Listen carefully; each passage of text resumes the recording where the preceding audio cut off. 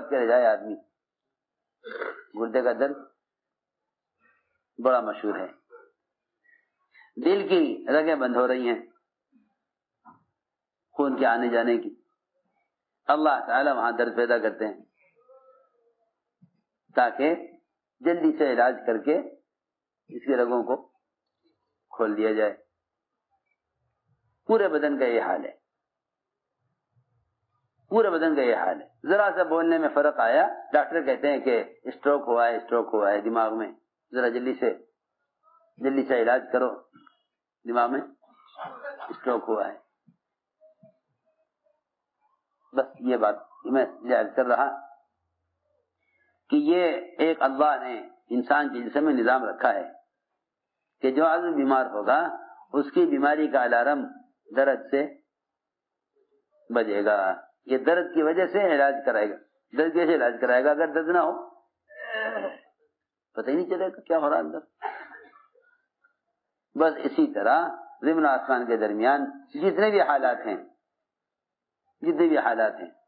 وہ سارے حالات انسان کے کو اعمال کی طرف متوجہ کرنے کے لیے ہیں. سمجھتے تھے یہاں ان حالات سے عبرت لے کر عمل ٹھیک کر لو, ورنہ اسی حال میں قبر تک پہنچ جائے گا. اسی حال میں قبر تک پہنچ جائے گا. اسی حال میں قبر تک پہنچ جائے گا. اس لیے دوستو عزیزو, نقل حرکت اس لیے ہے چل پھر کر حالات کو دیکھو. ان حالات کو دیکھ کر آج کل کے لوگوں کا حال یہ ہے کہ وہ ان حالات سے بجائے اللہ کے قریب ہونے کے اور دور ہو جاتے ہیں. کیوں؟ کہ وہ حالات کا حل اللہ کے غیر میں تلاش کرتے ہیں. جن کے اسباب غرق ہو جاتے ہیں وہ نئے اسباب تلاش کرتے ہیں. جو بھی نقصان کو اسباب سے جوڑتا ہے نا, وہ اور مزید اسباب لاتے ہیں. وہ کہتے ہیں یہ اسباب صحیح نہیں ہے, اور اسباب لاؤ. پھر اللہ ناکامی لاتے ہیں, پھر کہتے ہیں اور اسباب لاؤ. بعض سے بیچارے ایسے ہیں جو اس سے تنگ آ کر ان کے پاس کوئی سبب نہیں رہتا سوائے خودکشی کے, کہ آخر میں لا کر اپنے آپ کو ختم کر لیتے ہیں. کیونکہ انہیں جب اسباب میں کسی طرح حل نظر نہ آئے گا تو واپس پلٹنے کی تو گنجائش نہیں, آگے کوئی راستہ نہیں, وہ اپنے آپ کو ختم کر لیتے ہیں. خودکشی لوگ کرتے ہی جب ہیں جب وہ اسباب کی دنیا میں انتہا کو پہنچ جاتے ہیں.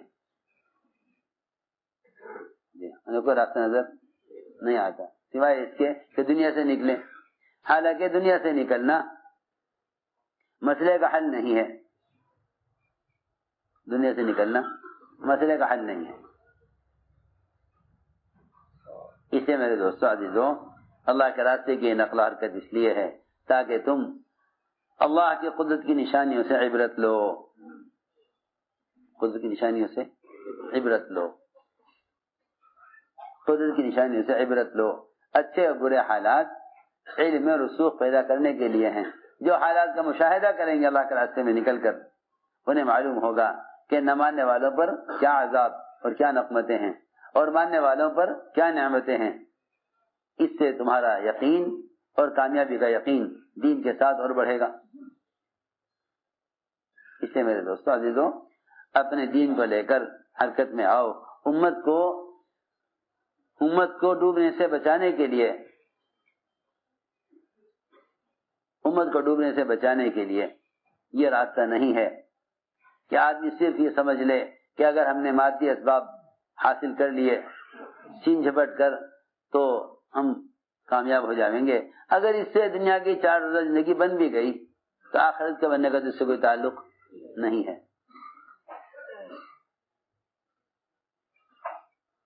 آخرت کے بننے کا اس سے کوئی تعلق نہیں ہے. اس لیے ہمیں چاہیے کہ اس نقل حرکت کے ذریعے اپنے ماحول کو بدلیں. اس وقت ضرورت ہے اس کی کہ امت کو اللہ کے فرائض کی طرف لاؤ. اس کو ضرورت ہے اس کی. کیوں؟ اس لیے کہ جب دل دکھے ہوئے ہوتے ہیں اور امت حالات میں ہوتی ہے تو ہر ایک چاہتا ہے کہ کوئی نجات کا راستہ ملے.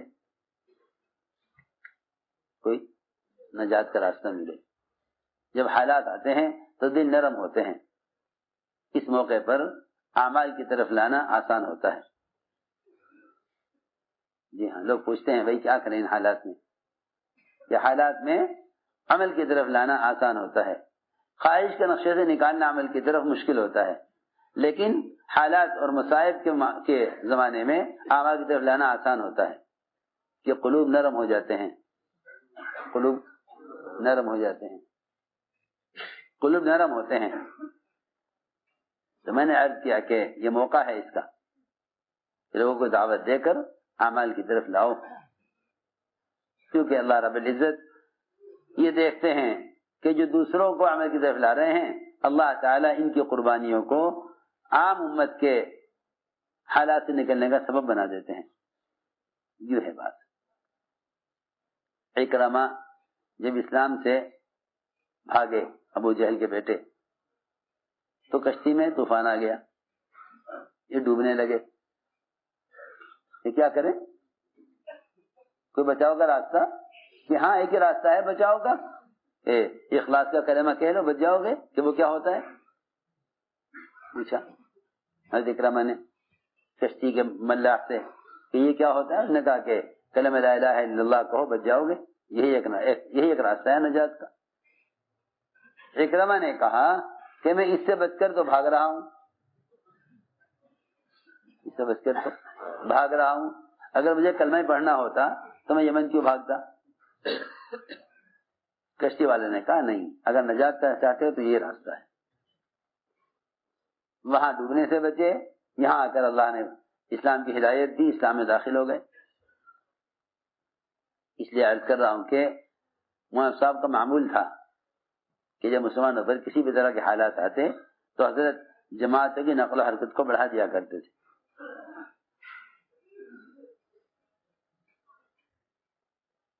یہ نہیں کہ حالات میں آج کل لوگ وظیفے پوچھ رہے ہیں. آج کل لوگ وظیفے پوچھ رہے ہیں، وظیفے کہ کوئی وظیفہ بتاؤ جس سے بیٹھ کے پڑھنے. کوئی کہہ رہا یہ ختم کر لو، کوئی کہہ رہا وہ ختم کر لو، کوئی کہہ رہا یہ ختم کر لو، کوئی کہہ رہا وہ ختم کر لو. اور میں یہ سوچتا ہوں، میں نے کہا جن فرائض کے چھوڑنے کی وجہ سے حالات آ رہے، کیا یہ حالات وظائف سے ٹھیک ہو جائیں گے؟ سوچو تو صحیح. حالات آ رہے ہیں فرائض کے چھوڑنے سے، ٹھیک ہو جائیں گے وظائف کے پڑھنے سے؟ لو تو بات بھی ہے بنا. جی ہاں، پوری رات بیٹھ کے یہ وظیفہ پڑھ لو حالات ٹھیک ہو جائیں گے. ارے تم پوری رات پڑھ کے سوتے آرام سے، اٹھ کے فجر کی نماز پڑھ لیتے، اللہ اسی پہ حالات بدل دیتے. نماز سے پڑھ لے، اسے پوری رات کی عبادت کا اجر ملتا ہے. میں یہ کہنا چاہتا ہوں کہ اس زمانے میں فرائض سے زیادہ آسان وظائف ہیں. ہاں جی، کوئی وظیفہ بتا دو، مشائخ بزرگوں کے پاس جائیں گے کہ جی یہ حالات ہو رہے ہیں اس وقت مسلمانوں پر، کوئی وظیفہ بتاؤ، کوئی وظیفہ. حالانکہ سب کو یہ بتانا چاہیے کہ حالات فرائض کے چھوڑنے کی وجہ سے ہیں. تم جاؤ، نکل جاؤ اپنے مکان گھر چھوڑ کر اور لوگوں کو دعوت دے کر فرائض کی طرف لے آؤ. میں تمہیں کیا بتاؤں، پتہ نہیں سمجھ میں آئے گی بات یا نہیں. رات میں یہ سوچ رہا تھا، سن 47 میں جب ملک تقسیم ہوا، 46 کی حضرت کا بیان مولانا صاحب کا، ایک سال پہلے 46 مولانا صاحب کا بیان. حضرت کہہ رہے مجمع سے میں تم سے خدا کی قسم کھا کر کہہ رہا ہوں، اس وقت تھوڑا سا پیسہ لے کے ملک کے اندر نکل جاؤ، ورنہ سارا کچھ چھوڑ کے ملک سے باہر نکلنا پڑے گا. یہ حضرت 46 کا بیان ہے. قسم کھا کے فرمایا مجمع سے، میں تمہیں خدا کی قسم کھا کر کہتا ہوں، اس وقت تھوڑے سے پیسے لے کر ملک کے اندر نکل جاؤ اللہ کے راستے میں. اگر یہ نہیں کرو گے تم اب، تو تمہیں سب کچھ چھوڑ کر ملک سے نکلنا پڑے گا. یہ حضرت 47 سے پہلے.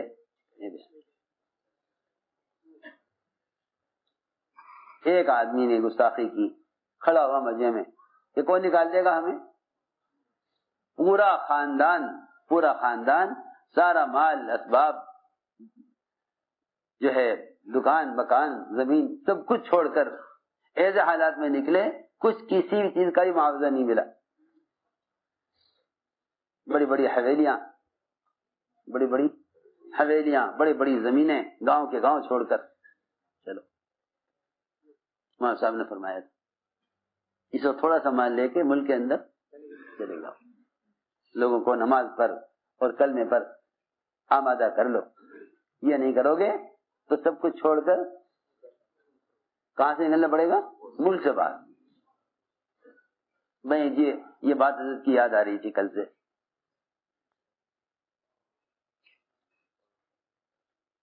یہ وقت ہے اس کا.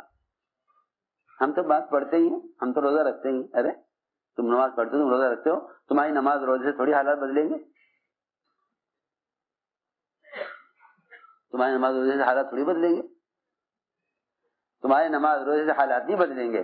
تم دوسروں کو نماز روزے پر لے آؤ گے تو حالات بدلیں گے. یہ میں تم سے قرآن حدیث کی بات سیدھی کہہ رہا.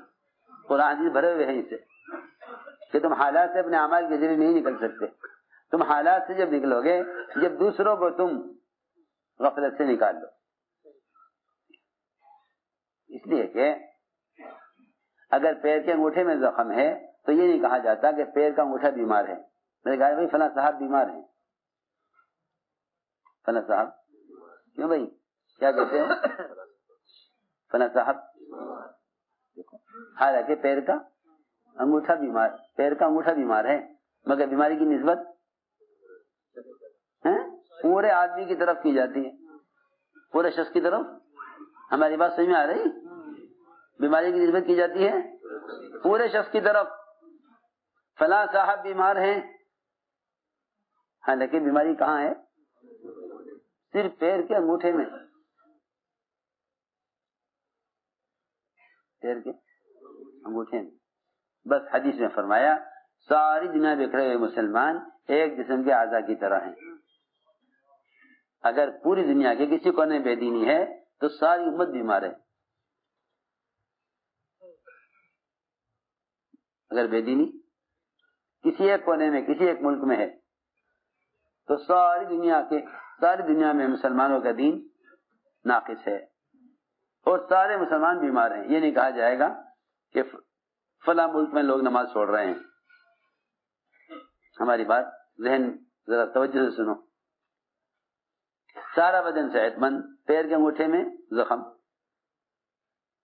ڈاکٹر کہتے ہیں اگر انگوٹھا نہ کاٹا گیا فوراً تو یہ بیماری بڑھ جائے گی، پیر کاٹنا پڑ سکتا ہے اور آگے جان کو بھی خطرہ ہو سکتا ہے. کیوں بھائی ایسا ہی ہے نا؟ وہ پورے بدن کے تحفظ کے لیے پیر کے انگوٹھے کا علاج کرتے ہیں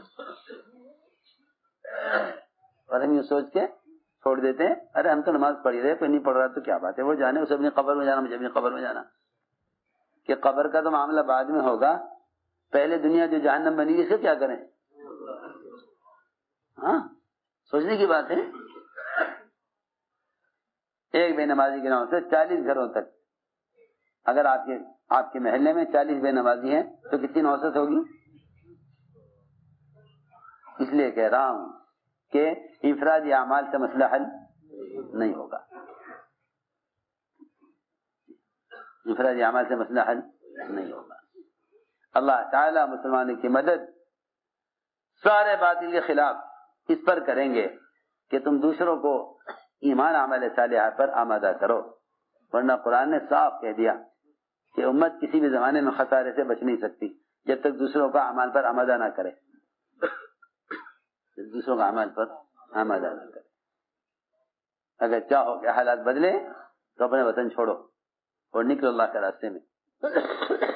عمل چھوڑنے والوں کو منکر کے ماحول سے نکالو اور عمل کے ماحول میں لانے کی محنت کرو، کیونکہ اس پر اللہ رب العزت حالات کو بدل دیں گے. کیونکہ اللہ تعالی مدد فوراً لے آتے ہیں ان مسلمانوں کے لیے جو دوسروں کو عمل پر لانے کی کوشش میں لگے رہتے ہیں. اور اگر دوسروں کا اعمال پر آمادہ نہیں کرتے تو تم اپنی عبادات کے ذریعے مسئلے کو حل نہیں کرا سکتے. اپنی عبادت کے ذریعے مسئلے کو حل نہیں کرا سکتے. جتنی چاہے اعلیٰ نماز پڑھ لو، جتنا چاہے اعلیٰ ذکر کر لو، حالات تمہارے اعمال سے بدلیں گے نہیں. حالات عمل سے بدلیں گے نہیں جب تک دعوت پر نہیں آؤ گے. یہ اللہ تعالیٰ کا ضابطہ ہے، یہ اللہ تعالیٰ کا ضابطہ ہے. یہ کوئی کہنے کی بات نہیں ہے. قرآن حدیث سے بھرے ہوئے ہیں، قرآن حدیث سے بھرے ہوئے ہیں. اللہ نے قسم کھا کر کہا ہے قرآن میں کہ اگر دوسروں کو اعمال پر آمادہ نہیں کرو گے اور دوسروں کو اللہ کے فرائض پر نہیں لاؤ گے تو تم خسارے سے بچ نہیں سکتے. ہم اس چکر میں ہو کہ حکام مان جائیں تو مسلمانوں کا حالات درست ہو جائیں. بس میرے دوستو اس کے لیے عزم کرو، ارادے کرو، اپنے وقت کو فارغ کرو امت کو ایمان اعمال صالحہ پر لانے کے لیے. ذمہ داری اپنی نہیں ساری امت کی ہے. اب ہمت کر کے فرماؤ جو علماء ماشاءاللہ سال لگائے ہوئے ہیں وہ عرب سال کے لیے، اور جو علماء سال کے لیے آئے ہیں وہ سال پیش کریں. جو 4 ماہ لگائے ہوئے ہیں وہ بھی ملکوں میں کھلے خرچ کے ساتھ نکلیں. امت کو اللہ کے فرائض پر جمع کرنا یہ نقل